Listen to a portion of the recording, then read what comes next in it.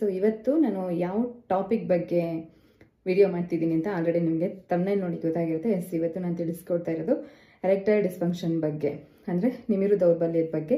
ನಾನು ಶಿಶ್ನದ ನಿಮಿರು ದೌರ್ಬಲ್ಯದ ಬಗ್ಗೆ ಇವತ್ತು ನಾನು ತಿಳಿಸ್ಕೊಡ್ತಾ ಇದ್ದೀನಿ. ಸೊ ಇದು ಯಾವ ಕಾರಣಕ್ಕಾಗುತ್ತೆ ಮತ್ತು ಇದಕ್ಕೆ ಟ್ರೀಟ್ಮೆಂಟ್ ಇದೆಯಾ ಇಲ್ವಾ ಅನ್ನೋದ್ರ ಬಗ್ಗೆ ನಾನು ನಿಮಗೆ ಎಕ್ಸ್ಪ್ಲೈನ್ ಮಾಡ್ತೀನಿ. ಓಕೆ, ಒಬ್ಬ ಗಂಡಸು ಮೂಡ್ ಬಂದಾಗ, ಅಂದರೆ ಸೆಕ್ಸ್ ಮೂಡ್ ಬಂದಂಥ ಟೈಮಲ್ಲಿ ಅವನ ಶಿಶ್ನ ನಿಮಿರುವಿಕೆ ಆಗಲಿಲ್ಲ ಅಂದರೆ ಸೊ ಅದನ್ನು ನಿಮಿರು ದೌರ್ಬಲ್ಯ ಅಥವಾ ಎರೆಕ್ಟೈಲ್ ಡಿಸ್ಫಂಕ್ಷನ್ ಅಂತ ಇಂಗ್ಲೀಷಲ್ಲಿ ಹೇಳ್ತಾರೆ.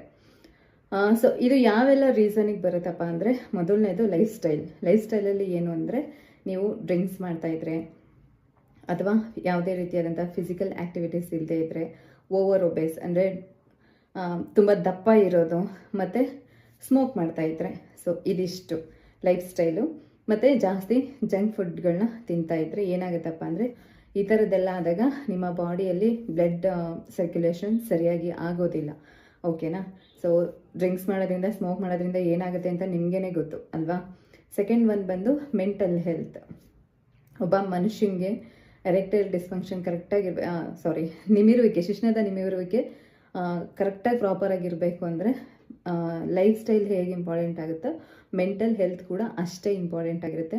ಮೆಂಟಲ್ ಹೆಲ್ತ್ ಏನಪ್ಪ ಅಂದರೆ, ಈಗ ಹೊರಗಡೆ ಇರುವಂಥ ಸ್ಟ್ರೆಸ್ಸು, ವರ್ಕ್ ಪ್ರೆಷರ್ ಆಗಿರ್ಬೋದು, ಅಥವಾ ನಿಮಗೆ ನಿಮ್ಮ ಪಾರ್ಟ್ನರ್ ಸರಿಯಾಗಿ ಸಿಕ್ಕಿಲ್ಲ ಅಂದರೆ ನಿಮ್ಮ ಪಾರ್ಟ್ನರ್ ನಿಮಗೆ ಕಂಫರ್ಟಬಲ್ ಇಲ್ಲದೆ ಇದ್ದಾಗ ನಿಮಗೆ ಅವ್ರ ಬಗ್ಗೆ ಇರುವಂಥ ಬೇಜಾರಾಗಿರ್ಬೋದು. ಸೊ ಇದೆಲ್ಲದರಿಂದನೂ ಮೆಂಟಲ್ ಹೆಲ್ತಿಂದ. ಸೊ ಇದನ್ನು ಕೆಲವೊಬ್ಬರು ಹೇಳ್ಕೊಳ್ಳೋದಕ್ಕೆ ನಾಚಿಕೆ ಪಡ್ತಾರೆ, ಆಯಿತಾ, ನನಗೆ ಈ ಥರ ಆಗ್ತಿದೆ ಅಂತ. ಆದರೆ ಇದು ಯಾವಾಗ ಆಗುತ್ತೆ ಒಬ್ಬ ಪುರುಷನಲ್ಲಿ ಅಂದರೆ, ಒಂದು 40ರಿಂದ 45 ಆದಮೇಲೆ. ಸೊ ಅಂಥ ಟೈಮಲ್ಲಿ, ಅಥವಾ ಯಾವಾಗ ಒಬ್ಬ ಪುರುಷನ ಬಾಡಿಯಲ್ಲಿ ಟೆಸ್ಟೋಸ್ಟೆರೋನ್ ಹಾರ್ಮೋನ್ ಕಮ್ಮಿ ಆಗುತ್ತೆ, ಸೊ ಅಂಥ ಟೈಮಲ್ಲಿ ನ್ಯಾಚುರಲ್ ಆಗಿ ಎರೆಕ್ಟೈಲ್ ಡಿಸ್ಫಂಕ್ಷನ್ ಕಾಣಿಸ್ಕೊಳ್ಳುತ್ತದೆ. ಇನ್ನು ಮೂರನೇದೇನಪ್ಪ ಅಂದರೆ, ಈ ಯಾರು ಜಾಸ್ತಿ ಲಾಂಗ್ ಟರ್ಮ್ ಮೆಡಿಸನ್ ತಗೊತಾ ಇರ್ತಾರೆ, ಅಂದರೆ ಈ BP, ಶುಗರು, ಅಥವಾ ಹೃದಯಕ್ಕೆ, ಹಾರ್ಟ್ ಡಿಸೀಸ್ಗೆ, ಈ ಥರದ್ದು ಏನಾದರೂ ಟ್ರೀಟ್ಮೆಂಟ್ಗಳನ್ನ ತಗೊತಾ ಇರ್ತಾರಲ್ವ ಲಾಂಗ್ ಟರ್ಮಲ್ಲಿ, ಸೊ ಅವರು ಡೈಲಿ ಟ್ಯಾಬ್ಲೆಟ್ಸ್ ಎಲ್ಲ ತಗೊತಾ ಇರಬೇಕಾಗುತ್ತೆ. ಸಮ್ಹೌ ಅವ್ರಿಗೆ ಇದ್ರದ್ದು ಸೈಡ್ ಎಫೆಕ್ಟ್ ಆಗಿನೂ ಕೂಡ ಅವ್ರಿಗೆ ಎರೆಕ್ಟೈಲ್ ಡಿಸ್ಫಂಕ್ಷನ್ ಕಾಣಿಸ್ಕೊಳ್ಳೋಂಥ ಚಾನ್ಸಸ್ ಇರುತ್ತೆ. ಸೊ ನನ್ನ ಒಂದು ರಿಕ್ವೆಸ್ಟ್ ಏನಪ್ಪ ಅಂದರೆ, ದಯವಿಟ್ಟು ಹೋಗಿ ಡಾಕ್ಟರ್ಸ್ ಹತ್ರ ತೋರಿಸಿ. ನ್ಯೂರಾಲಜಿಸ್ಟ್ ಇರ್ತಾರೆ, ಇಲ್ಲ ಸೆಕ್ಸಾಲಜಿಸ್ಟ್ ಇರ್ತಾರೆ, ಅವ್ರ ಹತ್ರ ಹೋಗಿ ನಿಮ್ಮ ಪ್ರಾಬ್ಲಮ್ಗಳ ಬಗ್ಗೆ ಹೇಳಿ. ಆದರೆ ಇದ್ಯಾವುದೂ ಇಲ್ಲದೆ ನಿಮಗೇನಾದರೂ ಅರ್ಲಿ ಏಜಲ್ಲೇ ಬಂದಿದೆ ಅಂದರೆ, ಇನ್ನನ್ನು 3 ಏನು ಹೇಳಿದೆ ರೀಸನ್ನು ಅದಾಗಿರ್ಬೋದು. ಇಲ್ಲ ನಿಮಗೆ ಗೊತ್ತಿಲ್ಲದೆ ಯಾವಾಗಲೂ ನಿಮ್ಮ ಪೆನಿಸ್ ಜಾಗಕ್ಕೆ, ಆ ಏರಿಯಾದಲ್ಲಿ ಏನಾದರೂ ಏಟ್ ಬಿದ್ದು ಡ್ಯಾಮೇಜ್ ಆಗಿರುವಂಥದ್ದು, ಸೊ ಈ ಥರದ್ದೆಲ್ಲದನ್ನು ರೀಸನ್ ಆಗಿರುತ್ತೆ.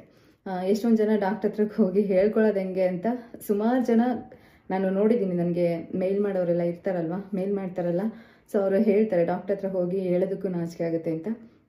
ದಯವಿಟ್ಟು ಆ ಥರ ಎಲ್ಲ ಮಾಡೋದಕ್ಕೆ ಹೋಗಬೇಡಿ. ಸೊ ಈ ರೀತಿ ನಿಮ್ಗೇನಾದರೂ ಅದು ಸ್ಟ್ರಾಂಗ್ ಪ್ರಾಬ್ಲಮ್ ಆಗಿ ನಿಮ್ಮನ್ನ ಕಾಡ್ತಾ ಇದೆ ಅಂದರೆ ದಯವಿಟ್ಟು ಡಾಕ್ಟ್ರನ್ನ ಕನ್ಸಲ್ಟ್ ಮಾಡಿ. ಇಲ್ಲ ಅಂದರೆ ಇದು ನಿಮ್ಮ ಪಾರ್ಟ್ನರ್ ಅಂದರೆ ನಿಮ್ಮ ಲೈಫ್ ಮೇಲೆ ಎಫೆಕ್ಟ್ ಆಗುತ್ತೆ. ಸೊ ಇದಾಗಿತ್ತು ಇವತ್ತಿನ ವಿಡಿಯೋ.